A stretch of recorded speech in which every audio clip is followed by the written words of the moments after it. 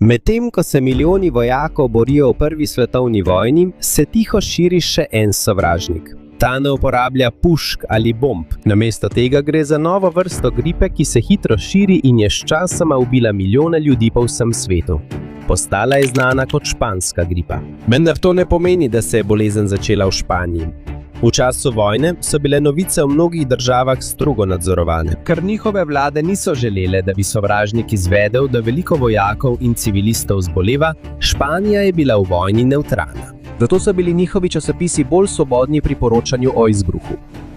Ker je veliko prvih odprtih poročil prišlo iz Španije, so drugi mislili, da se je bolezen začela tam. Do danes še vedno ni gotovo, kje se je virus prvič pojavil.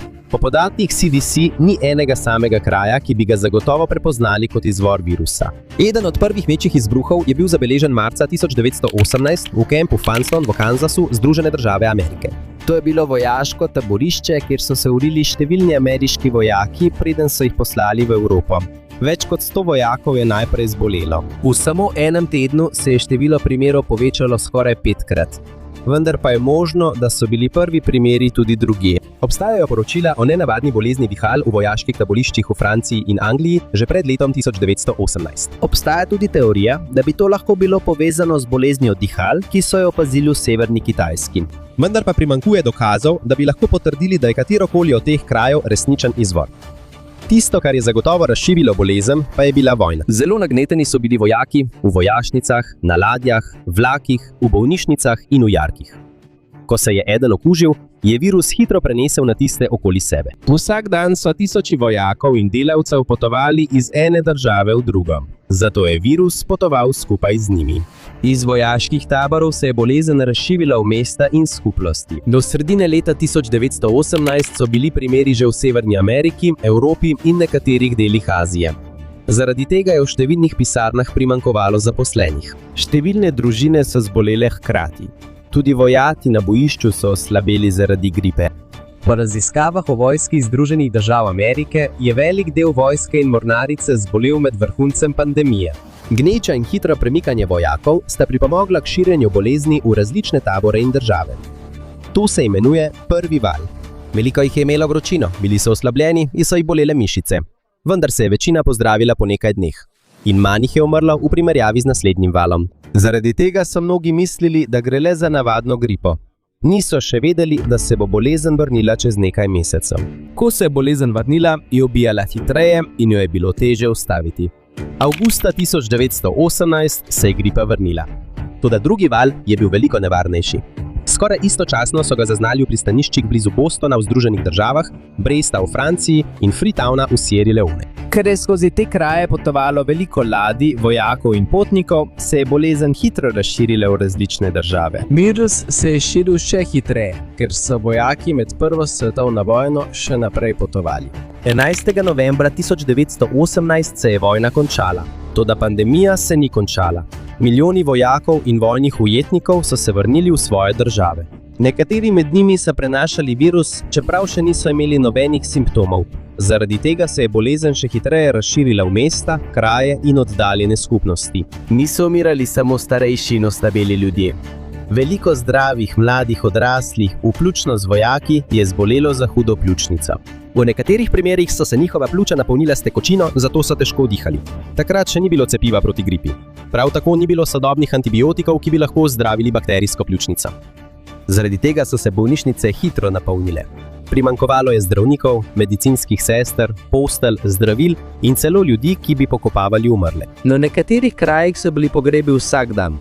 Nekatere družine so zbolele hkrati, zato v hiši ni bilo več zdrave osebe, ki bi lahko skrbela za druge. Veliko šol, cerkva, kinodvoran in krajev, kjer so se zbirali ljudje, so zaprli.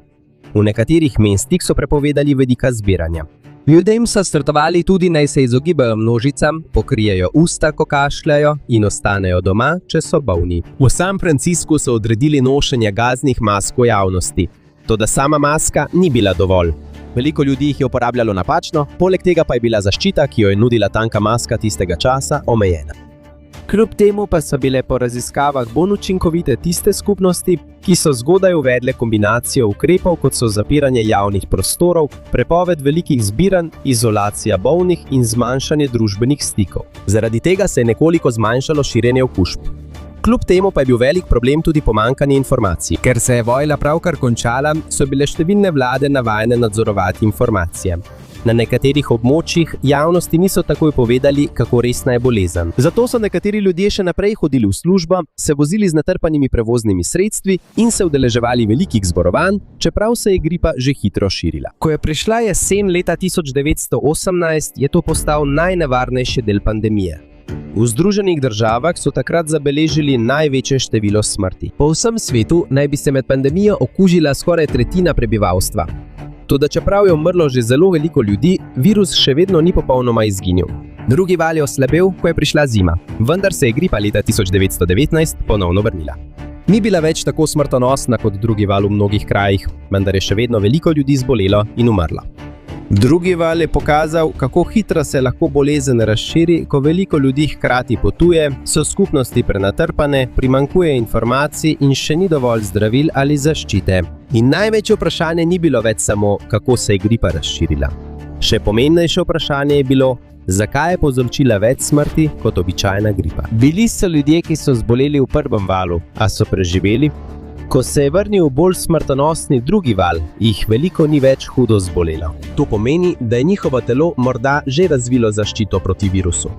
To so opazili v nekaterih vojaških taboriščih v Združenih državah. Manj vojakov, ki so že zboleli v prvem valu, je ponovno zbolelo in umrlo v primerjavi s tistimi, ki prej še niso bili okuženi. A to še ne pomeni, da so vsi varni.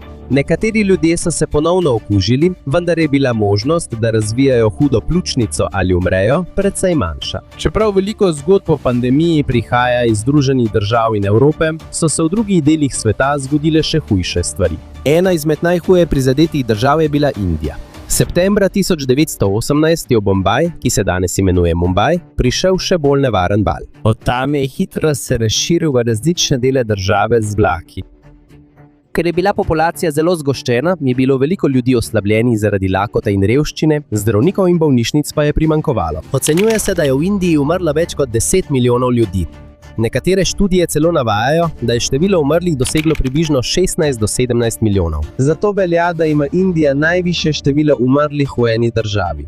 Iz Indije je virus prispel tudi na ladje. Tako so se okužili vojaki in delavci, ki so se vračali v svoje domače kraje. Medtem ko so potovali, se je bolezen širila iz pristanišč v notranjost Afrike.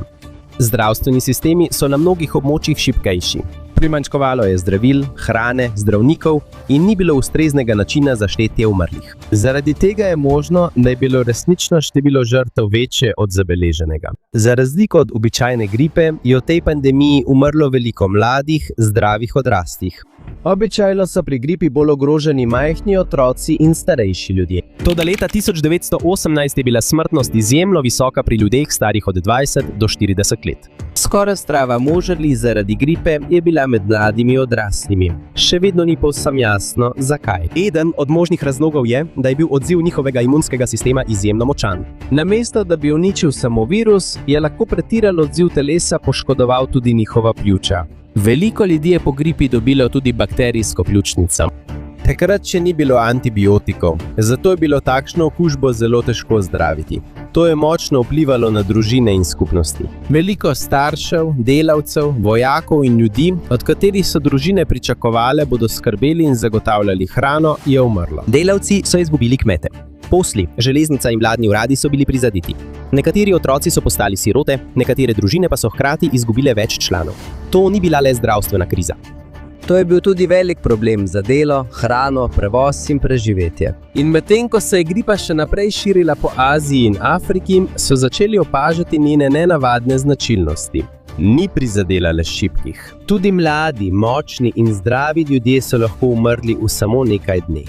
V začetku leta 1919 se je najhujše širjenje gripe začelo umirjati. A vendar pandemija še ni bila povsem končana. Prišel je tretji val in število primerov se je ponovno povečalo v nekaterih delih Amerike, Evrope in Avstralije. Ta ni bil tako hiter in tako smrtonosen kot drugi val, vendar je še vedno veliko ljudi zbolelo in umrlo. Nekatera območja so doživela še en porast primerov leta 1920. Nekateri zgodovinarji to imenujejo četrti val. Vendar se še danes razpravlja, ali je to res del iste pandemije ali pa gre že za novo širjenje sezonske gripe. Ena od otrok, ki so umrli v tem obdobju, je bila Rosalija Lombardo iz Palerma v Italiji. Stara je bila komaj 2 leti, ko je umrla decembra 1920. Zaradi globoke žalosti njenega očeta je dal ohraniti telo deklice. Še danes lahko vidimo Rozalijo v kapucinskih katakombah v Palermu. Ker je videti, kot da samo spi, je postala znana kot eno najlepše ohranjenih teles v Evropi. Vendar pa je treba odgovoriti na pomembnejše vprašanje. Kaj je pravzaprav virus, ki je ubil toliko ljudi? Znanstveniki so ugotovili, da je vzrok za to virus influenza A, imenovan H1N1. H in N sta 2 komponenti na površini virusa. Ti komponenti pomagata virusu, da vstopi v celice telesa in se razširi. Po kasnejših raziskavah je zelo podoben virusom influenza, ki izvirajo iz ptic. Možno je, da izvira iz ptičjega virusa, ki se je sčasoma spremenil, dokler ni postal sposoben okužiti človeka. Vendar še vedno ni gotovo, katera žival je bila prvi vir tega virusa ali kje je prišlo do prvega prenosa na človeka. Obstaja stara teorija, da je morda izviral iz prašiča. Ko so znanstveniki ponovno sestavili genetsko kodo virusa, so ugotovili, da so njegovi geni bolj podobni ptičji gripi oziroma aviarni influenci. Leta 2005 so raziskovalci uspešno ponovno sestavili virus z uporabo genetskega materiala, pridobljenega od nekdanjih žrtev. To so naredili v strogo varovanem in varnem laboratoriju, da bi razumeli, zakaj je bil ta virus tako smrtonosen. Ugotovili so, da se lahko hitro razmnožuje v dihalnem sistemu. Ne ostane le v nosu in grlu. Lahko se spusti v pljuča in uniči celice, ki so potrebne za normalno dihanje. Toda ni bil samo virus tisti, ki je ubil toliko žrtev. V mnogih primerih gripa najprej poškoduje pljuča. Ko so pljuča oslabljena, bakterije zlahka vstopijo. To povzroči bakterijsko pljučnico. To je eden glavnih razlogov, zakaj je umrlo toliko ljudi. Leta 1918 še ni bilo sodobnih antibiotikov. Zato, čeprav so zdravniki vedeli, da je prišlo do okužbe v pljučih, niso imeli učinkovitega zdravila proti temu. Nekateri bolniki so nenadoma dobili vročino, kašljali in težko dihali. V hujših primerih so njihovi obrazi postali modrikasti ali temni, ker je telesu primanjkovalo kisika. Nekateri so umrli tudi zaradi premočne reakcije njihovega imunskega sistema. Imunski sistem je obramba telesa pred boleznimi. Toda pri nekaterih žrtvah je bil njegov odziv premočan. Namesto da bi uničil samo virus, je poškodoval tudi bolnikova lastna pljuča. To je eden od možnih razlogov, zakaj je veliko zdravih mladih odraslih hudo zbolelo. Imunski sistem mladih odraslih je močnejši, toda če je njegov odziv premočan, lahko še poslabša poškodbe pljuč. Na Kitajskem so nekatere lokalne oblasti uporabile tradicionalna zdravila. Nekatere hiše so poškropili z apneno vodo, nekatere rastline pa so sežigali, ker verjamejo, da to čisti zrak. Nekaterim ljudem so svetovali tudi, naj uživajo juho iz mung fižola ter kandis sladkor. Vendar ni trdnih dokazov, da bi ti načini preprečili ali pozdravili gripo. Obstaja tudi teorija, da je bila stopnja smrtnosti v nekaterih delih Kitajske nižja, ker so bili ljudje tam morda že prej izpostavljeni podobnemu virusu. Možno je, da so razvili nekaj imunosti, vendar to ni bilo v celoti dokazano. Zato ni mogoče trditi, da je to res pravi razlog. Na koncu je postalo jasno, zakaj je bila gripa leta 1918 tako posebna. Hitro se je širila in lahko uničila pljuča. Odprla je pot za bakterijsko pljučnico. Pri nekaterih ljudeh je prav obramba telesa še poslabšala bolezen. Zato to ni bila le navadna gripa. To je bil virus, ki je lahko v nekaj dneh pokopal celo močnega in zdravega otroka. Toda, kako je pravzaprav španska gripa ubijala svoje žrtve? Po analizi na tisoče zapisov o obdukcijah, večine umrlih ni ubil samo virus influence. Najprej virus napade dihalne poti in uniči notranjost pljuč. Ko je poškodba zelo huda, bakterije, ki so običajno v nosu in grlu, lažje vstopijo. Bakterije, kot sta Streptococcus pneumoniae in Staphylococcus aureus, povzročajo hudo bakterijsko pljučnico. Pljuča se napolnijo z gnojem in tekočino, tkivo se poškoduje in bolnik še težje diha. Študije kažejo, da je sekundarna bakterijska pljučnica glavni vzrok večine smrti med pandemijo. To je bil velik problem, ker takrat še ni bilo antibiotikov. Tudi če je zdravnik videl, da ima bolnik že bakterijsko okužbo, še niso imeli učinkovitega zdravila za uničenje bakterij. Obstajala je tudi manjša skupina žrtev, ki je hitro utrpela hude poškodbe pljuč prav zaradi virusa. Po takem stanju tekočina iz malih žil izteka v pljuča. Postopoma se polnijo deli pljuč, ki bi morali biti napolnjeni z zrakom. Zaradi pomanjkanja kisika obraz pacienta postane moder ali siv. Videti je, kot da se utapljajo, vendar tekočina prihaja iz njihovega lastnega telesa. To je razlog, zakaj se stanje nekaterih pacientov nenadoma poslabša. Zjutraj so morda še sposobni stati in se pogovarjati, a ponoči že težko dihajo. Še ena nenavadna značilnost španske gripe je bila velika smrtnost med mladimi odraslimi. Običajno je gripa bolj nevarna za majhne otroke in starejše. Toda leta 1918 je bila smrtnost visoka pri ljudeh starih od 15 do 34 let. Obstaja teorija, da so bili nekateri starejši bolj zaščiteni, ker so že bili izpostavljeni starejšemu virusu influence v 19. stoletju. Možno je, da so imeli neke preostale imunosti, ki jim je pomagala proti novemu virusu, vendar to ni bilo dovolj, da bi se povsem zaščitili. To je razlog, zakaj so umrli tudi zdravi, mladi, odrasli. Drug možen razlog je tako imenovana citokinska nevihta. Citokini so majhni signali, ki jih imunski sistem uporablja za klicanje drugih obrambnih mehanizmov telesa. Ko pride do okužbe, sprožijo vnetje za boj proti virusu. Vendar pa je pri nekaterih bolnikih reakcija pretirana. Telo sprosti preveč imunskih signalov. Zaradi tega se stanje poslabša in pljuča so še bolj poškodovana. Namesto da bi bolnika zaščitil, lahko njegov premočan imunski odziv še dodatno poškoduje lastno telo. To je morda eden od razlogov, zakaj je veliko močnih in zdravih ljudi hudo zbolelo. Vendar pa sodobne raziskave kažejo, da to še vedno ni popolna razlaga. Velik del smrti še vedno povzroča bakterijska pljučnica. Ko je pandemija oslabila, so raziskovalci poskušali prešteti vse umrle. Težava je bila, da je veliko zapisov manjkalo ali pa so bili neurejeni. Bila so območja brez zdravnika, v nekaterih primerih je bila v zapisih kot vzrok smrti navedena le pljučnica, čeprav je bil prvotni vzrok gripa. Veliko smrti v revnih in oddaljenih skupnostih sploh ni bilo zabeleženih. Zaradi tega so bile ocene različne. Prve študije so navedle število več kot 20 milijonov. Kasneje so nekateri raziskovalci to številko zvišali na med 50 in 100 milijonov. Trenutno CDC običajno uporablja oceno, da je po vsem svetu umrlo najmanj 50 milijonov ljudi. Približno 500 milijonov ljudi, ali skoraj tretjina takratnega prebivalstva, pa se je okužila. To ne pomeni, da je zagotovo umrlo natanko 50 milijonov ljudi. Dejanska številka je lahko nižja ali višja. To je nemogoče izvedeti, ker veliko držav v tistem času ni imelo popolnih evidenc o smrtih. Toda tudi najbolj previdne ocene kažejo, da je ta bolezen ubila več ljudi kot vsi vojaki, ki so umrli v Prvi svetovni vojni. In niso bili prizadeti samo ljudje, ki so bili neposredno okuženi. Nekatere nosečnice so hudo zbolele za gripo. Druge so umrle, splavile ali rodile prezgodaj, veliko dojenčkov ni dočakalo svojega prvega dne življenja.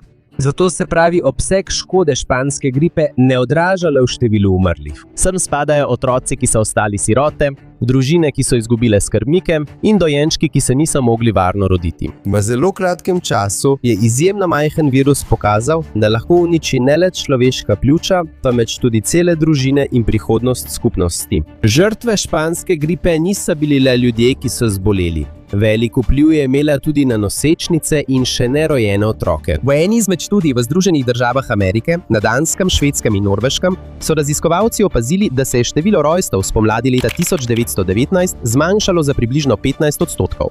Do upada je prišlo približno 6 mesecev po najhujšem valu. To pomeni, da je veliko nosečnic v času vrhunca pandemije lahko doživelo spontani splav, še posebej v zgodnji fazi nosečnosti. V enem starem poročilu o več kot 1000 nosečnicah, ki so zbolele za gripo, naj bi jih več kot četrtina doživela spontani splav. Vendar takratni zdravstveni zapisi niso bili popolni, zato je težko ugotoviti natančno število.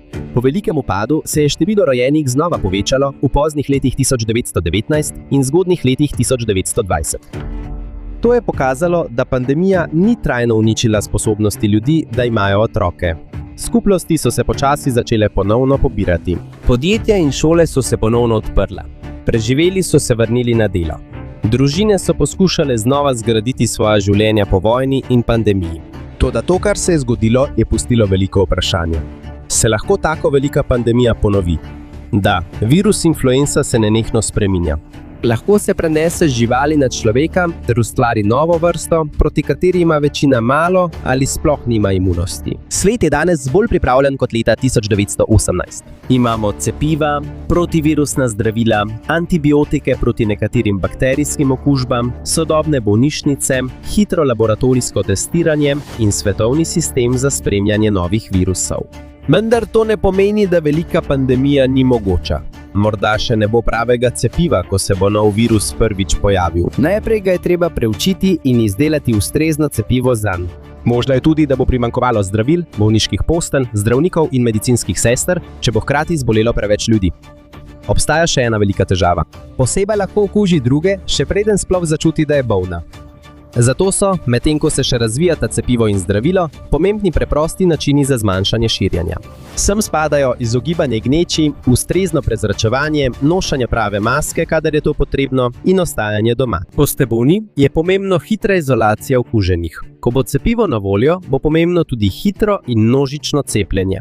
To je najpomembnejša lekcija španske gripe. Ni dovolj, da čakamo, da se bolnišnice napolnijo in število umrlih naraste, preden ukrepamo. Vlada mora takoj povedati resnico, poslušati zdravstvene strokovnjake, zaščititi zdravstvene delavce in pomagati navadnim ljudem, ki morajo ostati doma. Leta 1918 se je okužila skoraj tretjina svetovnega prebivalstva, umrlo pa je najmanj 50 milijonov ljudi. Niso imeli cepiva proti gripi, protivirusnih zdravil ali sodobnih antibiotikov, kot jih imamo danes. Toda največja zaščita ne prihaja samo iz nove tehnologije. Prav tako prihaja iz hitrega ukrepanja, pravih informacij in sodelovanja ljudi. Kajti virus je premajhen, da bi ga videli s prostim očesom. Toda če ga podcenjujemo, skrivamo ali prepozno zajezimo, lahko spremeni življenje celega sveta.